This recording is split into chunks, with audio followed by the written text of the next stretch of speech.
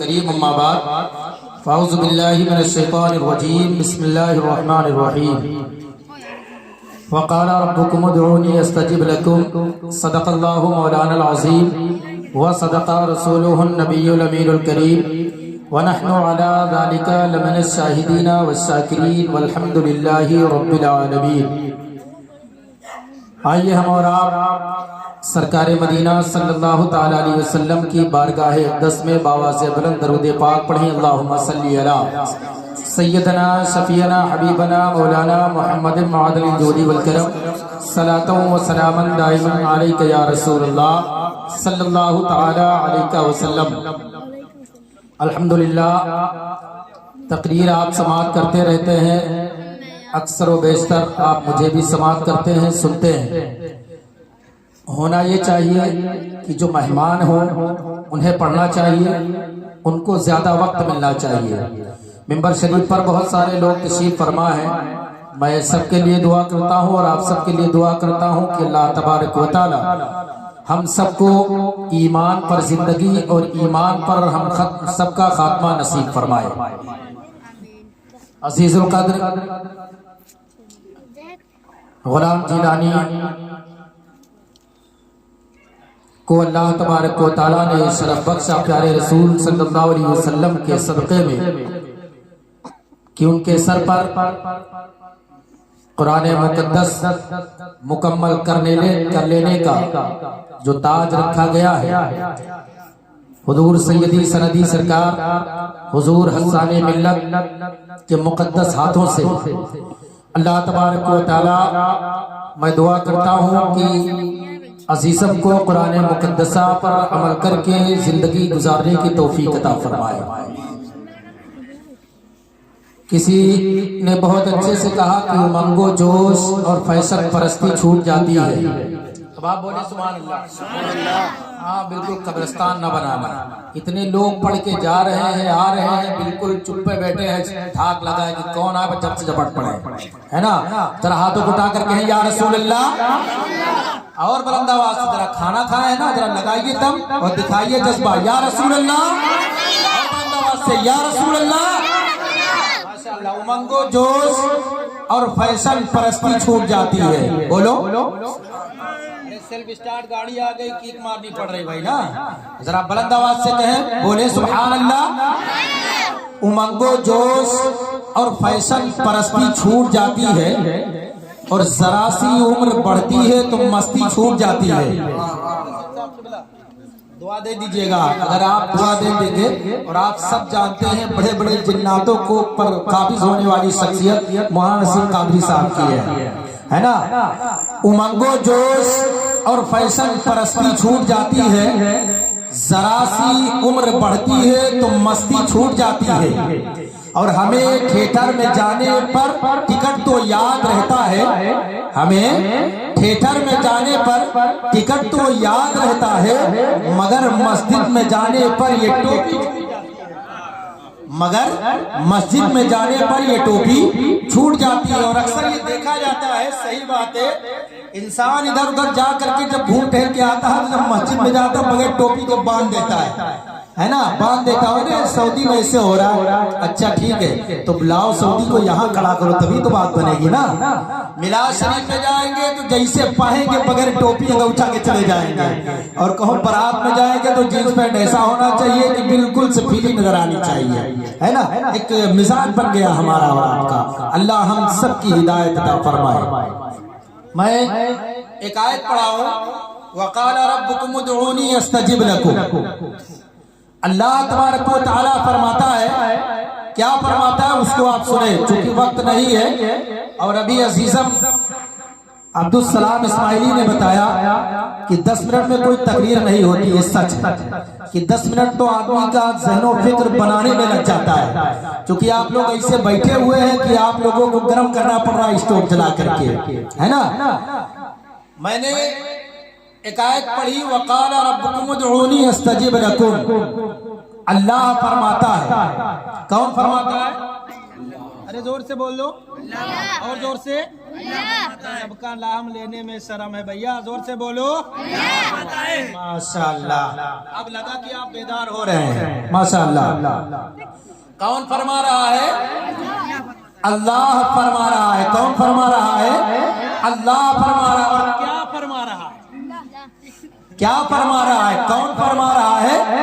अल्लाह फरमा रहा है। और क्या फरमा रहा है? आए मेरे बंदो, तुम मुझसे दुआ करो, तुम मुझसे दुआ करो, तुम्हारी दुआ को सिर्फ मैं ही कबूल कर लूंगा। ये सही है। आप पीराने पीर रोशन जमीन से दुआ करेंगे, कैसे करेंगे? गौसे पाक। अब तो लोग दुआ करें गौसे पाक हमका ये चीज मिल जाए चाहिए, ये दे दो, नहीं, ये तरीका ही नहीं है। क्योंकि चाहे वो गौसे आजम की जात हो, चाहे गरीब नवाज सरकार की जात हो, या किसी की भी जात हो, अपने अपने मकाम पर, अपने अपने मनसब पर सब वाइज है, लेकिन सारी ये जो मखलूकात है ये सब खुदा की बात है।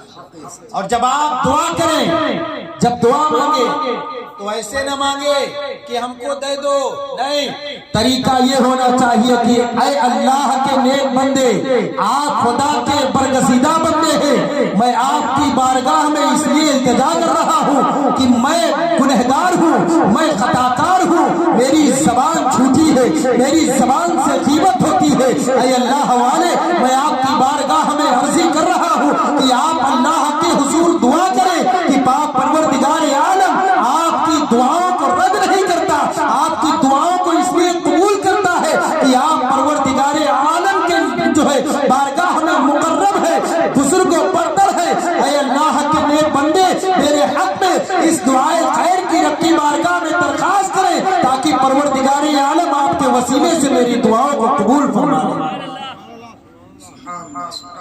और आज अभी हजरत ने बताया वकील बनाया जाए, सही है, डॉक्टर बनाइए, ठीक है, इंजीनियर बनाइए, ठीक है, लेकिन सबसे पहले उसे हाफिज कुरान बनाइए, सबसे पहले उसे आलिम दीन बनाइए।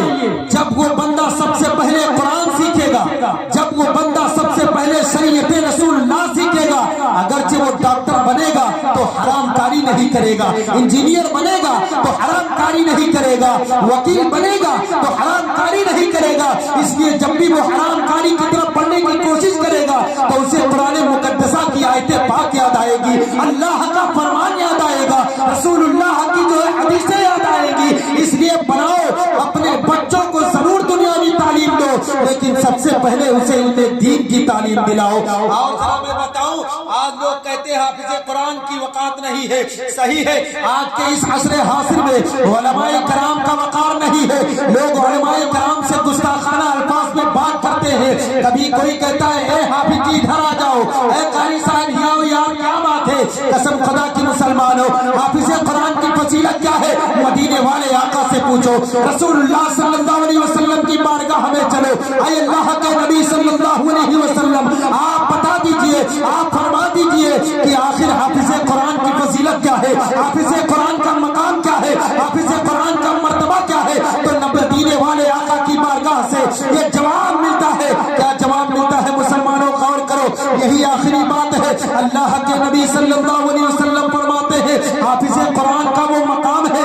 आज मिंबर पर इतने लोग हैं, इसमें कोई हाफिज कुरान है तो कोई कारी कुरान है तो कोई आलिम दीन बैठा है। आओ जरा नबी से पूछे, ऐ अल्लाह के रसूल हाफिज कुरान का मनसब क्या है, हाफिज कुरान का मकाम क्या है, हाफिज कुरान की फजीलत क्या है। मेरे नबी फरमाते हैं, अल्लाह के प्यारे रसूल फरमाते हैं कि जब मैदान क़यामत कायम होगा, कल मैदान महशर बर्पा होगा, हाफिज कुरान से रब कहेगा, ऐ हाफिज कुरान तू चढ़ता जा, जीना दर जीना चढ़ता जा, और ऐसे चल जैसे ठहर ठहर कर चलता चला जाता है, ठहर ठहर कर चढ़ा जाता है, संभल संभल कर चला जाता है। और जरा देखो तो सही, नारे तकबीर, नारे रिसालत, नारे रिसालत, जश्न ईद मिलादुन नबी, जश्न ईद मिलादुन नबी, फैजान आला हजरत उलमाए अहले सुन्नत मौलाना मोहम्मद इमरान अहमद साहब क़िबला, नारे तकबीर, नारे रिसालत, तशरीफ रखिए आप। درود پاک پڑھیں اللہم صلی علی سیدنا صلو علیہ الصلوۃ والسلام علیک یا رسول اللہ صلی اللہ علیہ وسلم.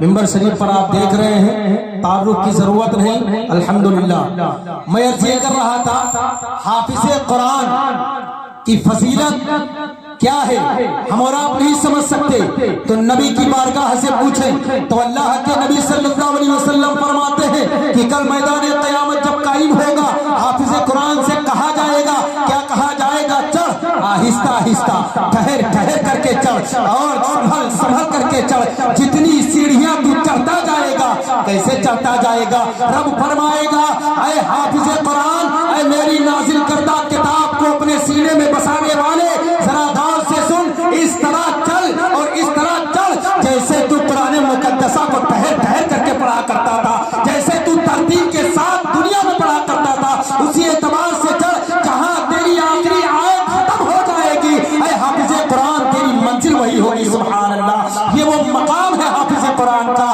لیکن آج سمجھداری نہیں ہے، لوگ سمجھ نہیں پاتے.